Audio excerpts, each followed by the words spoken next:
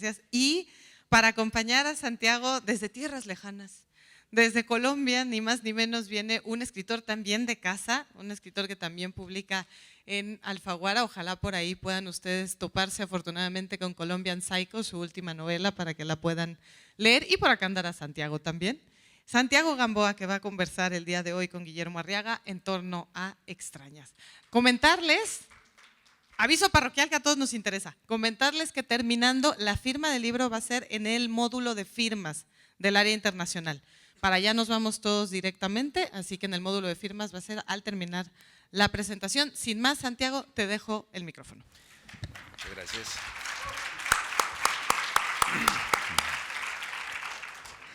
Bueno, muchas gracias, Mayra. Buenas tardes, noches a todos, tardes más que noches. Bueno, pues una gran alegría estar acá con Guillermo, con su nueva novela, Extrañas, y agradeciéndoles a todos ustedes el venir a acompañar hoy a Guillermo en este momento especialísimo, para mí también muy especial, de acompañarlo una vez más en una aventura literaria. Extrañas es un libro que tiene como muchísimos puntos de fuga, muchísimas carreteras para internarse en él. Es una narrativa frondosa, rica, fuerte, el tipo de narrativa a la que Guillermo nos tiene acostumbrados en sus libros anteriores, en su trabajo artístico anterior, que como todos ustedes por supuesto saben, incluye también el cine, una fuertísima voz narrativa que se apodera inmediatamente del lector de una manera obsesiva, de una manera intensa, de una manera colorida por momentos, con una fuerza extraordinaria. Pero este libro, como quienes ya lo leyeron, pues han podido comprobar, nos muestra una faceta completamente nueva, no en la poderosa escritura, en ese torrente verbal en el que ya habíamos vivido y experimentado en sus libros anteriores, sino porque en este libro Guillermo hace una especie de tour de force, de prueba muy exigente, de reto a sí mismo y por supuesto a sus lectores, un poco de salirse de su zona de confort, de ese lugar estético y ya mítico para muchos, en donde sus obras anteriores transcurren, que tiene que ver con lugares, lugar no lugar, por supuesto, pues Ciudad de México, algunos sectores de México, pero sobre todo la frontera, ese gran tema que vemos a lo largo de todos los trabajos y que aquí también está de alguna manera, ya hablaremos de eso más adelante, pero en este libro nos vamos a la Inglaterra de finales del siglo XVIII y nos encontramos con una voz, con un personaje que proviene de un linaje extraordinariamente importante, un linaje de reyes, y que va a entrar a una de las aventuras más fascinantes y maravillosas, que es la aventura del conocimiento, la aventura de la sabiduría. Se va a internar en ese mundo y en ese internarse pues va a ir despojándose de una serie de cosas y va a ir teniendo que hacer una serie de sacrificios, como en esos viajes de los héroes clásicos, en donde cada punto del recorrido exige un sacrificio nuevo, exige un tipo de coraje, un tipo de valentía diferente. Pero me detengo acá para ir desmenuzando y para ir comprendiendo y para ir escuchando a Guillermo también en el modo en que Guillermo, de repente, el mundo al que tienes acostumbrado a tus lectores se queda en un lugar, la narrativa, la fuerza sigue siendo la misma, pero tú nos llevas hacia un momento histórico y hacia un lugar distinto. Aquí en México se escribió la gran idea de que América Latina llegaría a la modernidad cuando la historia del mundo y cuando nosotros desde América Latina narremos también otros mundos, no solo los nuestros. ¿Cómo llegas tú a esa historia, Guillermo? ¿Qué te convence para salir de tu, llamémoslo así, zona un poco de confort literario y tomar este riesgo tan grande? Me voy a poner de pie para que nos veamos todos a los ojos.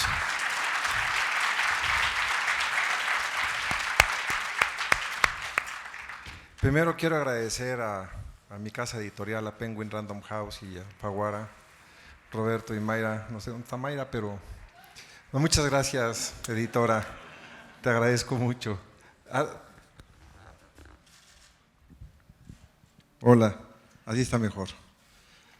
Aquí hay lugares, hay unos cuantos lugares vacíos si alguien quiere sentarse, ¿no?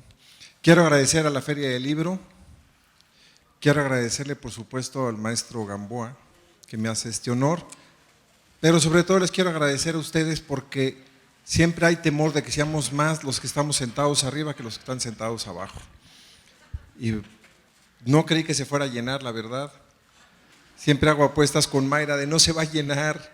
Y me dice, sí se llena. Le dije, no se llena. Y ya se hizo millonaria, pues sí. Entonces les agradezco de corazón. Al rato nos podemos tomar una foto. ¿Sí? Ok.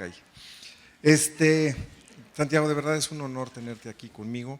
Nos conocemos hace muchos años, en la forma más circunstancial posible, en una cabina de radio en Roma. Ahí nos conocimos hace… y desde entonces nos hicimos muy buenos amigos y he tenido el enorme placer de ir a cenar a su casa en Cali. Pero bueno, no sé cómo sea para ti, querido Santiago, pero hay historias que uno va guardando en la memoria durante muchos años y hay otras que llegan de la nada, sorprenden. El Salvaje es una historia que yo quería contar de mi barrio desde que yo tenía 14, 15 años, porque desde esa edad yo quería ser escritor. Yo quería contar esa historia y terminé contándola. Pero esta historia me llegó como un relámpago de la nada, se lo juro. Iba yo en una carretera de Texas con mi amigo Sergio Avilés, cuyo novela recomiendo, Joyas de la Familia, también en Alfaguara, no se lo pierdan. Y es más, si conocen a Sergio Avilés, me lo van a querer alquilar. Tengo versiones miniaturas de Sergio que con mucho gusto se las presto. Un hombre sabio, talentoso y culto. Pero bueno, y le dije, tengo esta historia. Yo quería hablar de Las Extrañas. Las Extrañas es una anomalía, que no os voy a decir cuál es, porque de eso se trata el libro, que lo descubran, que se presenta cada 300 años o cada 200 años. Nacen niños y niñas con esta anomalía, pero mueren muy rápidamente. Para que lleguen a la edad adulta, ha de haber 7 o 8 individuos en los últimos 2000 años. Yo quería contar la historia de estos individuos, de estas mujeres u hombres, en diversas etapas de la vida. En Mongolia en el año 1000, para hablar de la guerra y estas personas, en Noruega, 1440, en Inglaterra, 1781, en el México contemporáneo, y luego había inventado un lenguaje, que a la larga ahora no apareció, pero yo escribí una novela en un lenguaje inventado, me iba a inventar 300 páginas en un lenguaje inventado, a ver quién chingados la leía, ¿verdad? Y empecé, tengo 80 páginas de una historia, 40 de otra, 100 de la mexicana, pero empecé a escribir Extrañas y empezó a caminar solita, hasta que terminó en este libro que era cómo vería la ciencia a seres como estos. Ahora, también te quiero hacer una pregunta, Santiago. Yo no tengo idea de qué estoy escribiendo. Tengo una vaga noción de qué se trata. Y quienes leen mis novelas ahorita, David Barraza, que está aquí, que trabajó conmigo muchos años y lo perdí. Ahora es como vicepresidente mundial de Sony, entonces lo perdí. Pero David y yo colaboramos, él ha leído mi material y él sabe que lo voy inventando. Y no sé qué sigue. Hay escritores mucho más serios que yo que sí planean, saben cómo se va a terminar la novela, saben cómo se llaman los personajes, yo no tengo idea. Estaba yo en Cerdeña y dije, los primeros 3 que me levanten la mano y me digan sus nombres, salen en mi próxima novela. Ya levantaron aquí la mano, ahorita me dan sus nombres. Y van a salir en mi próxima novela. Y así garantizo 3 lectores. ¿No? Entonces, yo no planeo. ¿Tú planeas? Bueno, lo que pasa es que lo que está diciendo Guillermo es algo que define para mí, desde mi punto de vista, algo que que certifica y dibuja un poco el ambiente en el que se mueve un escritor como Guillermo. Y yo creo que hay muchos tipos, cada escritor es diferente al otro y hay muchos tipos de escritores, pero muy en el origen hay solo dos tipos de escritores. Y Guillermo lo está diciendo muy bien. El que sabe qué va a escribir y el que no sabe. Ese es el inicio de todo. Y entonces, como dice Guillermo, claro, lo que pasa es que los libros de Guillermo son tan elaborados que, por supuesto, uno no se da cuenta y en general el resultado final de estas dos formas de encarar la ficción no se ve claramente cuando uno ve el resultado, ¿verdad? Hay autores, y Guillermo conoce muchos, yo también, que hacen un pizarrón al frente de su escritorio y ponen el título y ponen primer capítulo y ponen en ese primer capítulo fulano A encuentra B, hacen una estimación de páginas, ¿verdad? Luego la segunda parte, luego la tercera, cada una de esas partes se divide en 5 y al final inclusive pueden empezar a escribir la novela por el capítulo 6, ¿verdad? En cambio, un escritor como Guillermo tiene que escribir primero la página 1, luego la 2, y no puede hacer la página 286 sin haber escrito la 285 primero, ¿verdad? Así que bueno, ese es claro, desde el punto de vista del lector, tal vez esto no sea visible, sobre todo en novelas tan ricas, tan estructuradas, con una arquitectura tan monumental como las obras de Guillermo, pero es efectivamente así. Y justamente yo quería preguntarte por el personaje principal, William Burton, cuyo apellido me revelaste en mi biblioteca en la casa, ¿recuerdas? Con las memorias de Richard Burton, el gran viajero inglés. Ese personaje precisamente es el personaje que viene de un linaje muy importante y que empieza un proceso como de desclasamiento para internarse en lo que les decía al principio, esa historia, esa aventura de la sabiduría y del conocimiento, pero es un personaje que está siempre al límite, como los personajes de los otros libros de Guillermo, de Salvar el Fuego o el del Salvaje, que también son personajes que están siempre como al límite de la caída, al límite de algo, arriesgándolo mucho. Ese tipo de personaje, Guillermo, es algo que es pienso yo un poco, una constante en tus libros, y ese sí es un centro que se te aparece desde el principio. Tienes una cierta, a partir de personajes, ¿creas tú las historias o más a partir de los argumentos mismos? La verdad, voy tanteando a ciegas. No, le digo en serio. No, decía Javier Marías que hay escritores con mapa y escritores con brújula. Y hay otros que nos metemos sin tener la más chingada idea de que estamos… Perdonen, soy muy mal hablado. Si han leído mis novelas o han visto mis películas, sabrán que Lord inglés no soy. ¿Ok? Me sale la unidad modelo, perdónenme, pero… Y no tengo idea, la verdad, los personajes van surgiendo, es como si los personajes me dictaran.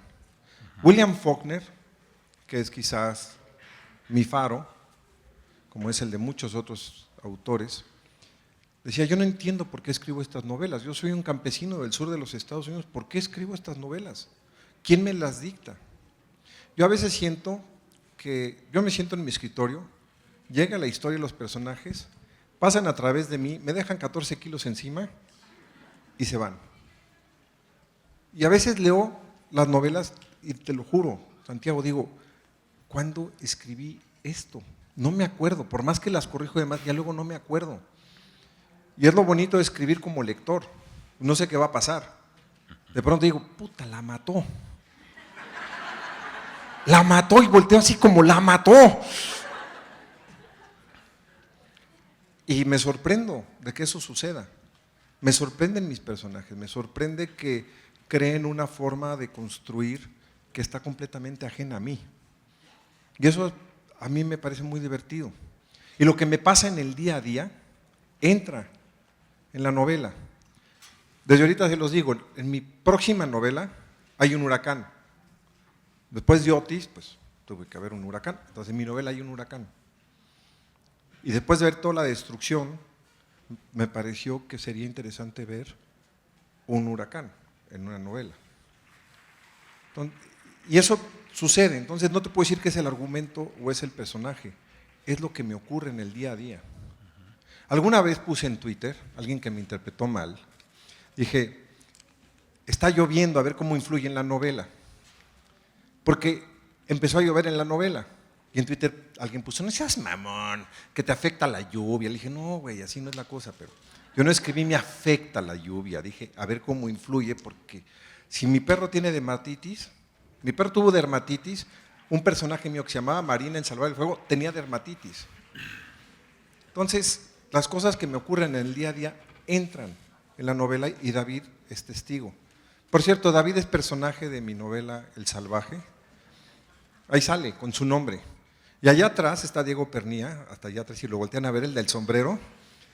En El Salvaje es el castor furioso y sale con su nombre, Diego Pernía, que también es de las personas a las que les mando mis novelas. Diego es de las personas que le voy mandando las novelas como las voy escribiendo y es testigo de que no tengo idea. Me dice, ¿qué sigue? No sé. La anécdota que cuenta, claro, de que un personaje se murió, me recuerda, porque además tienes algo de esa fuerza y de esa capacidad inventiva y de ese, tal vez por intuición, con tener esa cantidad de historias, una anécdota de Alejandro Dumas, que él tenía un hijo que se llamaba también Alejandro Dumas, escritor, y un día el hijo sube a la oficina del padre y encuentra que el padre está en su escritorio en medio de unos papeles y está agachado, llorando desconsoladamente sobre los papeles escritos. Y le dice, papá, ¿qué te pasa? Y se acerca y, inconsolable, lloraba y seguía llorando. Y finalmente levanta la cabeza Dumas, llorando, y le dice, acaba de morir Porthos. Eso te hubiera podido pasar a ti, ¿verdad? La voz que nos cuenta esta historia, Extrañas, es una voz poderosísima que arranca casi que irrespetando completamente la ortografía, las comas se transforman en puntos, es una voz como jadeante que nos quiere contar y contar. El primer punto seguido aparece como en la segunda o tercera página, el primer punto aparte aparece como en la página 21. Esa voz tú la escuchabas, ¿cómo?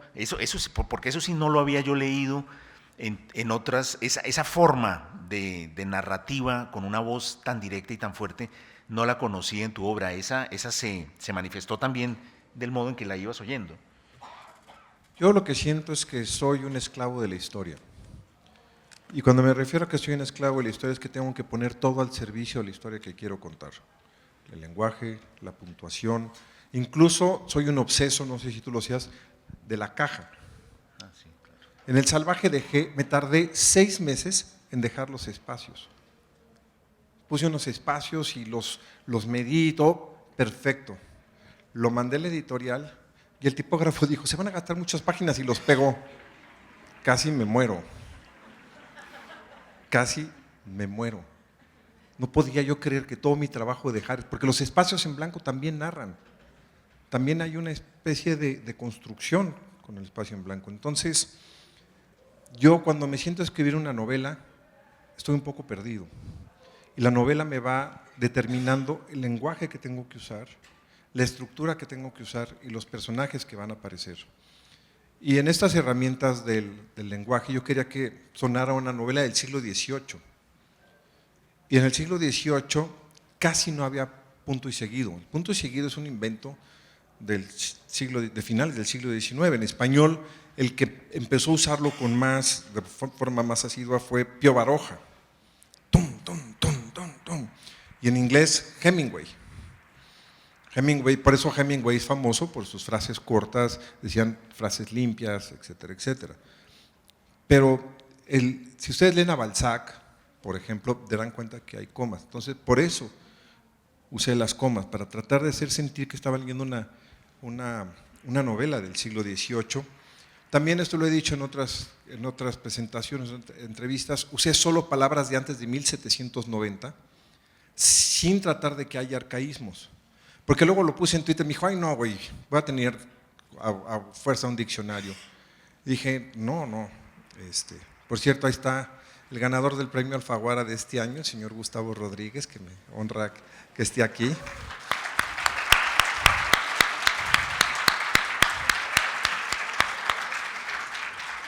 ¿Quieren ganarse el premio Alfaguara? Ya yo tengo la receta. Quédense calvos. Volpi, Gustavo, yo y Sacheri. Punto. ¿O no? Pero bueno, entonces no usa palabras antes de 1790. Por cierto, quiero levantar una queja pública al cierre de la página en clave RAE de la Real Academia de la Lengua. Protesto que la hayan cerrado. Si hay alguien de la Real Academia de la Lengua, háganle saber que no la quiten. Es de una gran utilidad porque ahí en un sector que se llamaba ficha de la palabra, decía cuándo se usó por primera vez esa palabra y cuándo, en qué momento se registró en el primer diccionario. Entonces eso me ayudó muchísimo para saber qué palabras eran de la época o no eran de la época. Tuve que quitar infinidad de palabras que creía que eran de uso común y tristemente no. Mayra, mi editora, es testigo del pánico que me dio cuando, después de usar 900 veces la palabra consultorio, resulta que es una palabra de 1916. Puta madre, ¿y ahora? Pues te voy a decir consulta, como en España. Tampoco. Gabinete, el gabinete del doctor Caligari. Tampoco. ¿Cómo se le dice? La oficina del doctor. Por eso en inglés se dice doctor's office. Luego, no van a encontrar ni un solo qué en la novela. Ni un solo qué, aunque, por qué o para qué. Y yo, si no tuviera esta preciosa editora, me dice, Guillermo, este único qué que hay en la novela, ¿por qué está ahí? Puta madre, ¿cómo se me escapó? Ya íbamos a imprenta, y yo que presumía que no había ni un solo qué, se había escapado un qué. Entonces no hay un solo qué, porque me obligo a reconstruir las frases para que sientan que pertenece a otro siglo. Y luego tampoco uso el adverbio terminado en mente. Para empezar, Álvaro Mutis me hizo odiarlos. Recuerdo la primera vez que le di mi libro de cuentos a Álvaro Mutis, yo tenía 24 años, Retorno 101, me dijo, quita ese solamente, es espantoso. Y desde entonces dije, procuraré escribir sin adverbios. Y también para que suene. Parece fácil escribir sin un qué, pero ¿quieren que les haga un ejercicio y lo resuelven en su cabeza?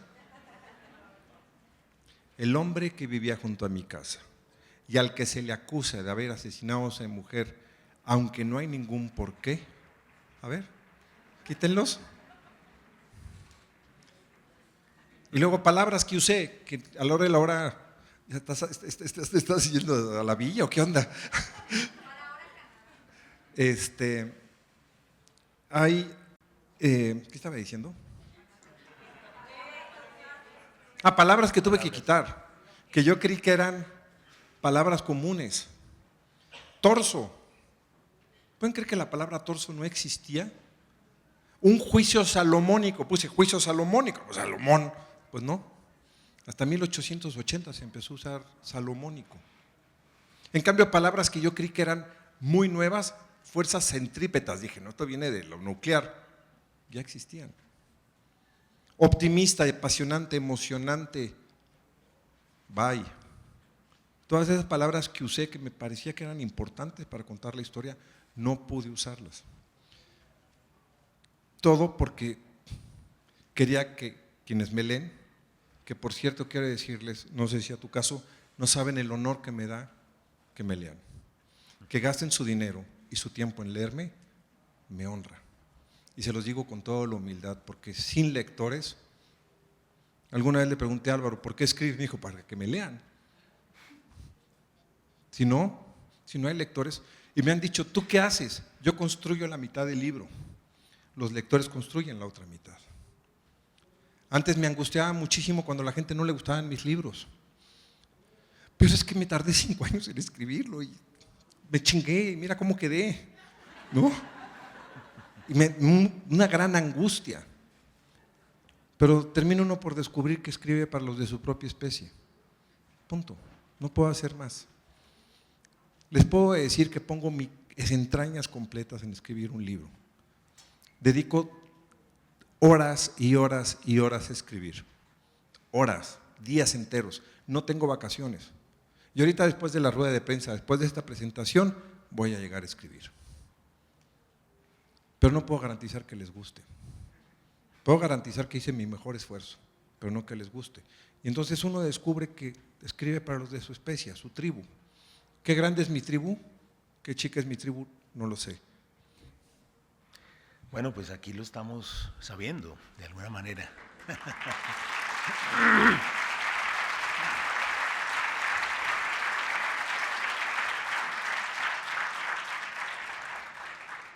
Una de los temas que a mí me parece o sea, que se repite en tus libros y que en este libro tiene una fuerza increíble es lo que mencionaba al principio de esta especie de personaje que se sale de su grupo, que se sale de su linaje, que es de alguna forma un traidor, entre comillas, a su clase, ¿no?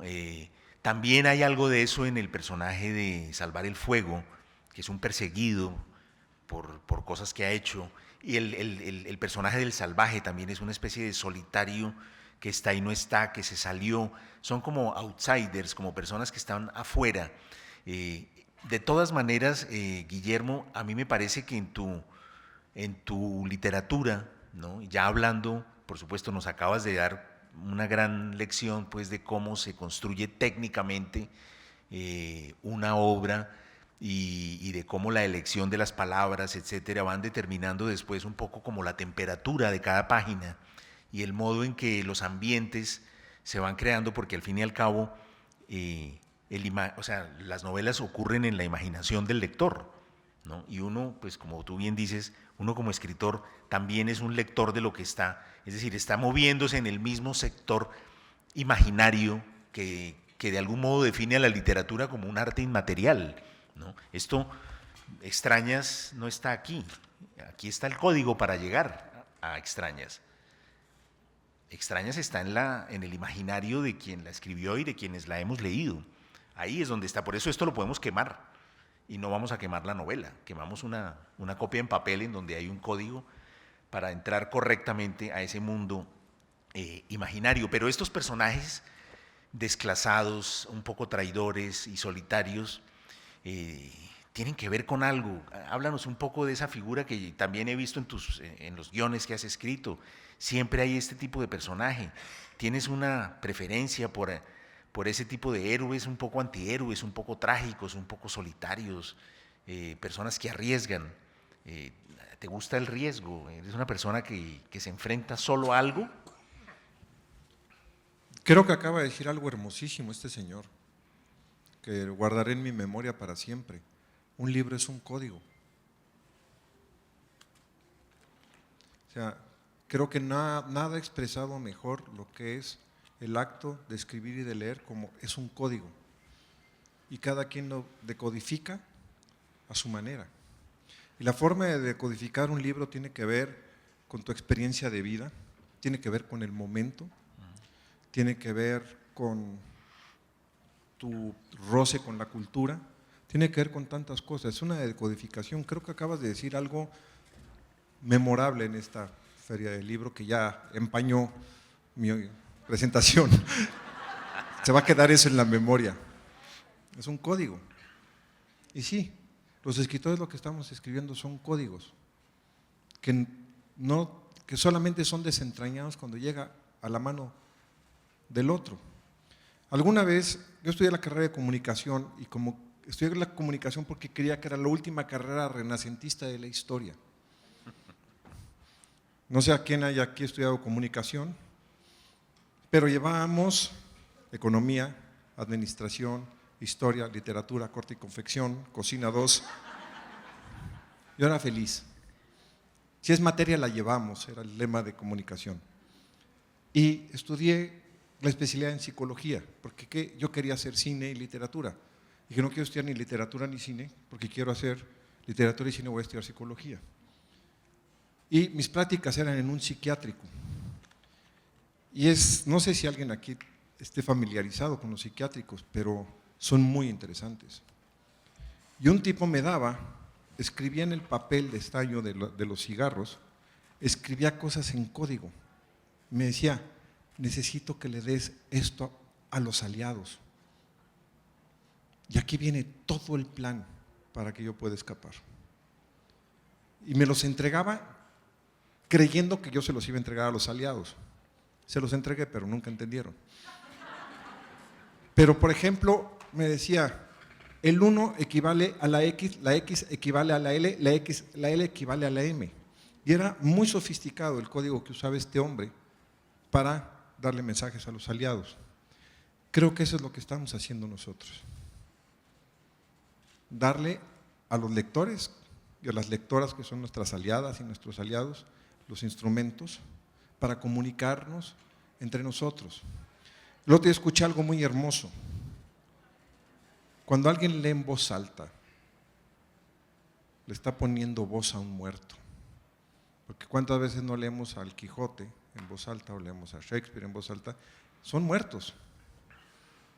Y estamos recuperando la vida y la voz de esas personas al leerlos en voz alta. Y eso es lo que creo que, la razón por la que estamos todos en esta feria del libro y la razón por la cual estamos vinculados al libro es porque creamos un tejido. La literatura viene de la cacería. Cuando llegaban al fuego a platicar las historias de lo que había sucedido en la experiencia cinegética. Por eso en las cavernas la mayor parte de lo que está pintado son historias de animales y hombrecitos con sus arcos, ¿se han dado cuenta? En la pandemia me gano el premio Alfaguara, que es lo que no saben cómo soñé con ganarme ese premio. Y me saboreaba el viaje por todo el mundo, a todos los países de América Latina, Estados Unidos y España. ¿Y qué creen? Me entregaban el premio el 18 de marzo del 2020. Y chao, compadre, bye, se acabó, no hay viaje. Dije, puta madre. Tanto que quería mi premio Alfaguara y ahora sí que me quedé pelón. Y empecé a descubrir, a través de personas que están aquí, de Flor Pecheto, de Valentina Traba, de Maura Gómez, de Rodrigo Hunda, que están por aquí, acá está Flor, y se empecé a regresar la literatura al fuego. Empezaron a crecer los clubes de lectura. Y nos vamos a reunir otra vez alrededor del fuego a contarnos historias y hablar de las historias. Me pareció de lo más hermoso estos clubes de lectura. Y por eso he aceptado ir a todos los clubes de lectura. Algunos han sido de 3 personas, no sé si están aquí las 3 primas de Morelia, ¿no? Les dije, ¿ya están todas? Sí, ya somos todas. A toda madre, ¿no? Y se convirtió en la discusión comunitaria de la literatura. Y fue una experiencia que a mí me cambió la forma de ver. Pude tener con Flor en Argentina,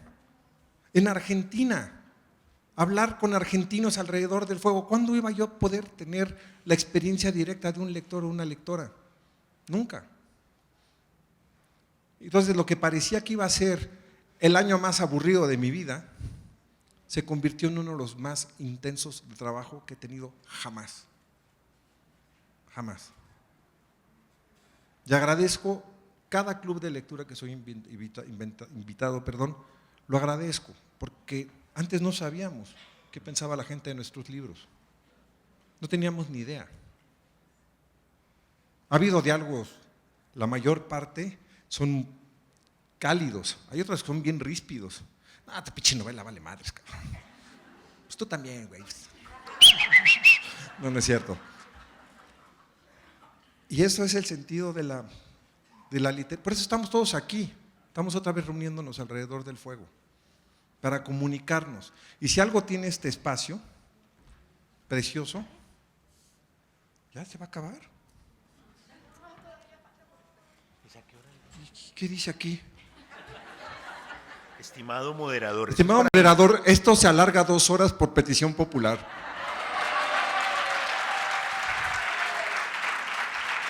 Ahí lo dice. A ver que nos saquen. A ver que nos saquen. A ver, ¿quién va a venir aquí?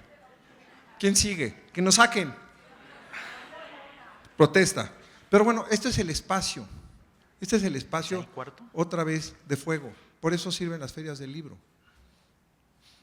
Y aquí nos encontramos editores, nos encontramos colegas, nos encontramos lectoras y lectores, nos encontramos los medios de comunicación a los que los escritores les vamos a agradecer siempre, encontramos a los héroes de la literatura que son los libreros, que se invierten su dinero, dedican su tiempo a recomendar. Este es el espacio con el cual mantenemos ese fuego donde nos contamos historias. Y no nos podemos explicar el mundo sin contarnos historias. ¿Por qué tenemos que inventar historias? Porque si no nos explicamos, no nos entendemos. Podemos hablar del cacicazgo y estudiar 26 libros escritos por antropólogos en los años 50. El libro más preclaro es Pedro Páramo. No todos esos ensayos académicos, es Pedro Páramo. Podemos hablar de los horrores de la guerra, de la terrible guerra que ha habido entre liberales y conservadores en Colombia. 100 años de soledad es el libro al que vamos para entender la realidad colombiana. Y así Vargas Llosa, la peruana, Martínez Guzmán, nuestra revolución, porque es la ficción la que nos permite entender quiénes somos. Y hablas de los viajes que querías haber hecho con el libro y que terminaste haciendo de otra manera. Y en la novela, en Extrañas, hay una vieja tradición que yo siento que viene de muy atrás, que es la idea del viaje iniciático, porque los personajes en algún momento, bueno, supongo que muchos han leído ya el libro y esto por supuesto no les va a dañar la lectura, pero ahí está la tradición del viaje como el momento en el que un personaje se aleja, se interna en un lugar inhóspito para tener un conocimiento que lo hará después distinto a los demás. Piensen, por ejemplo, en la idea del descenso a los infiernos de Ulises, inclusive en la tradición religiosa Cristo, el descenso al infierno en general, al Hades, y el acercarse a cosas que luego le permiten tener un conocimiento que lo diferencia de las demás personas. Y en el libro también hay un viaje iniciático de búsqueda para comprender una situación que les permitirá a él y a su, digamos, gurú, a la persona que él admira, a quien él eligió como héroe, me refiero al personaje, que es un, digamos, entre comillas, médico de más experiencia y que será además su gran maestro. Pero en ese viaje y en los viajes, y yo sé que a ti te gusta mucho viajar, hay detrás siempre la idea del conocimiento, de la sabiduría, del acercarse a otras culturas. Tú además haces gran gala de tu conocimiento de los hoteles y del modo en que llegas prácticamente, yo la he visto, tienes una lista de prácticamente hoteles en 60 ciudades del mundo, cuáles son las mejores habitaciones. Entonces él tiene una lista que dice Hotel Barceló de Guadalajara, habitación, esa no me la dijo por si acaso yo venía, que no me le fuera a adelantar.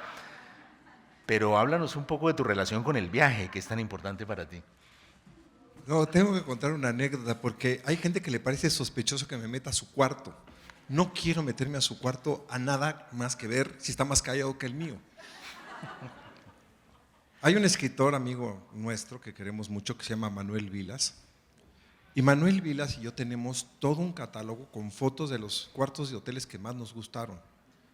Quien tenga la habitación 1731 en el Hotel Barceló, por favor desocúpela inmediatamente, que está anotada aquí. Y el gerente del hotel, ignorante, se lo dio a quién sabe quién chingados. Estaba advertido, pedida la habitación 1731. Y el otro día estábamos en un hotel, Manuel Vilas y yo, y caminábamos y entrábamos a su cuarto. ¿Dónde me empezaron estos pinches pervertidos?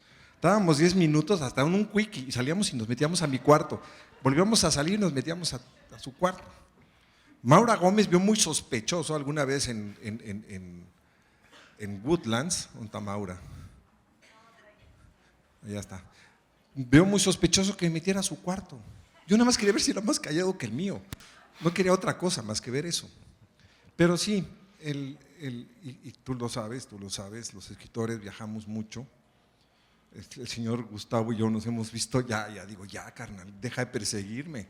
La semana pasada estábamos en Miami, la pasada antepasada estábamos en Arequipa, en Perú, y así nos las pasamos.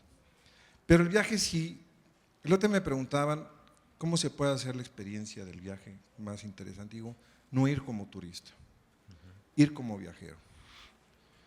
Voy a hablar de dos personajes de la historia que son fundamentales para esta novela. John Speke y Richard Burton. Richard Burton no el actor, el explorador inglés.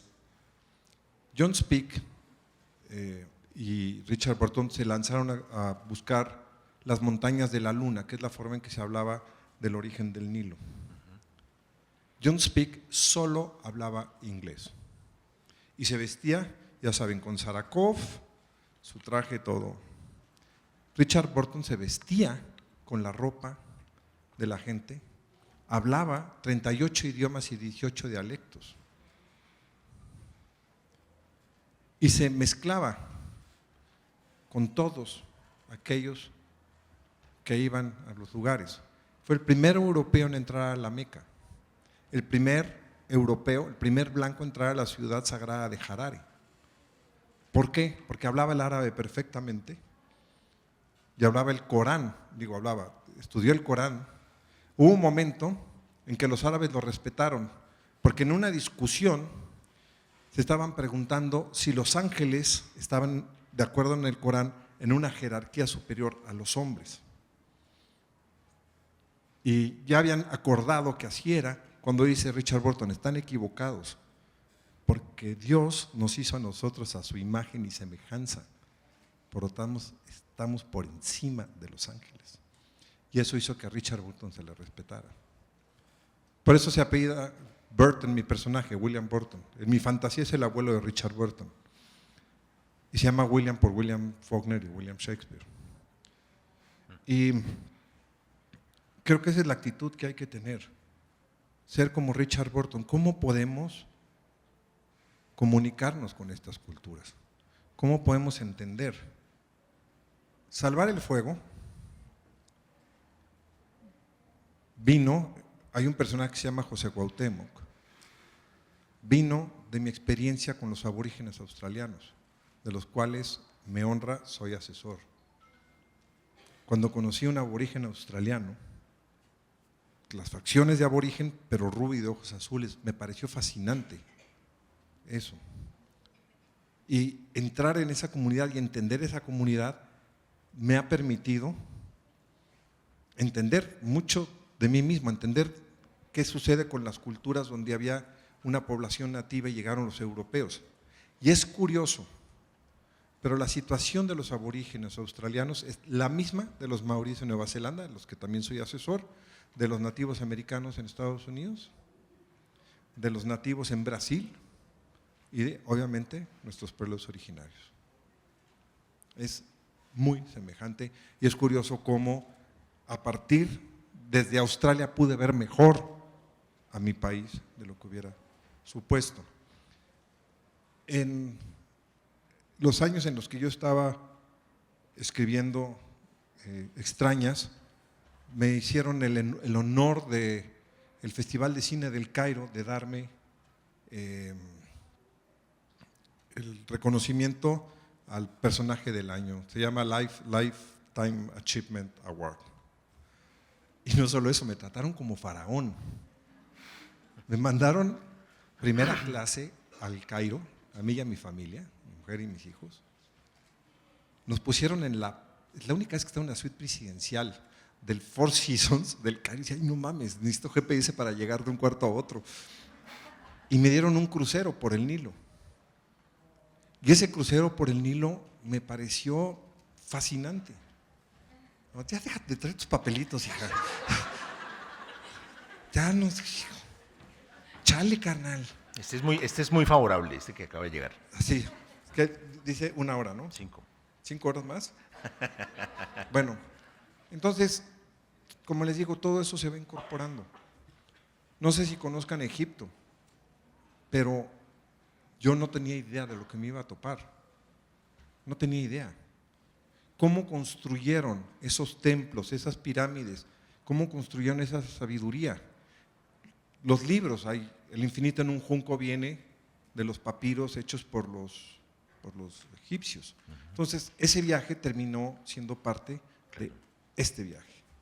Oye, y hay una cosa bellísima en tu libro, casi una anotación rápida, pero que le da mucho sentido a todo, y es el ajedrez. Tú dices que el ajedrez es el origen de la ciencia y el origen de la poesía. ¿Tú juegas ajedrez? ¿Cuál es tu relación con el ajedrez? Bueno, pero quiero decirles que el ajedrez, es que es muy chistoso cómo entró el ajedrez esta novela. A mí me invitaron a unos cursos que se llaman Masterclass. Yo iba a dar un curso en Masterclass, se terminó cayendo y en eso me regalaron una suscripción a Masterclass y sale Kasparov hablando del ajedrez. Dije, voy a meter el ajedrez. Porque salió Kasparov y dije, no, pues está bien interesante meter el ajedrez. Y por eso metí el ajedrez. Sí juego ajedrez. En mi generación hubo en 1974 una partida legendaria, en 73 o 74, entre Boris Spassky y Fischer. Entonces yo jugaba diario ajedrez. Pero hay gente que planea, sabe todo del ajedrez, yo juego así como al aventón, no soy. Y empecé a reflexionar cómo sería el ajedrez sin una pieza. ¿Cómo se jugaría el ajedrez sin rey? Como no hay a quien matar, ¿cómo se desarrolla el ajedrez sin un rey? ¿Cómo se ve el ajedrez desde acá, desde acá, desde acá, desde acá, desde acá? Y un personaje le dice al otro, hay que pensar como poeta para ser científico. Las grandes batallas las ganaron quienes pensaron como poetas. Jericó, con trompetas, y Troya, con un caballo. No pensaron en estrategia común y corriente, las pensaron como poetas. Entonces el ajedrez me ayudó para hacer una reflexión sobre cómo aproximarse al conocimiento. Y el maestro le dice, a ti te enseñaron a ganar el centro. ¿Alguien juega aquí ajedrez? La mayor parte es, gana el centro, gana en el centro, controla el centro. Y este tipo empieza a jugar sacando el peón de la torre de la reina. Y este se confunde. Y le termina ganando. Y dice, pero no me ganó el centro, me ganó yendo por los extremos. Es que tienes que pensar de una forma distinta como te han enseñado, y por eso usé la excusa del ajedrez, pero realmente fue porque vi un programa de Kasparov. Bueno, yo tengo una cantidad de notas, pero ya no tenemos tiempo. Solamente una nota rápida en tu relación con el cine. Yo he visto como espectador mucho, pues obviamente el gran éxito que tiene el cine mexicano, en donde tú tienes, por supuesto, una parte también. Pero también he visto que hay un cine que yo lo llamaría más bien como de un cine norteamericano hecho por mexicanos, y luego el cine mexicano de verdad. También en la literatura hay un poco como la idea de que ya lo mejor es escribir en inglés y dejar atrás como si hubiera una especie de excesiva valoración de lo que está del otro lado de esa frontera que a ti te atrae tanto creativamente. ¿Cómo sientes eso así rápidamente en estos 2 minutos que nos quedan? Primero, el micrófono. La foto.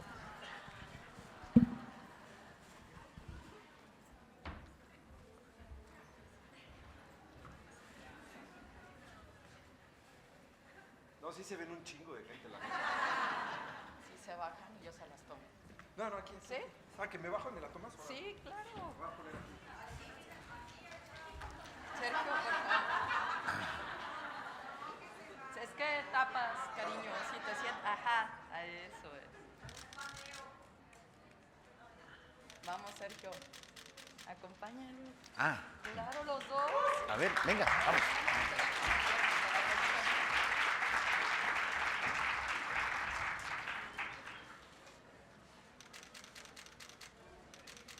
Con tu teléfono.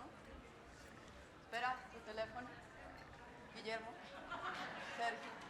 Santiago. Perdón, Santiago. Disculpe. Buenísima.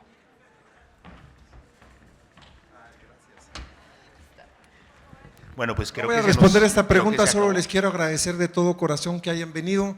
Voy a estar firmando. Muchas gracias a todos.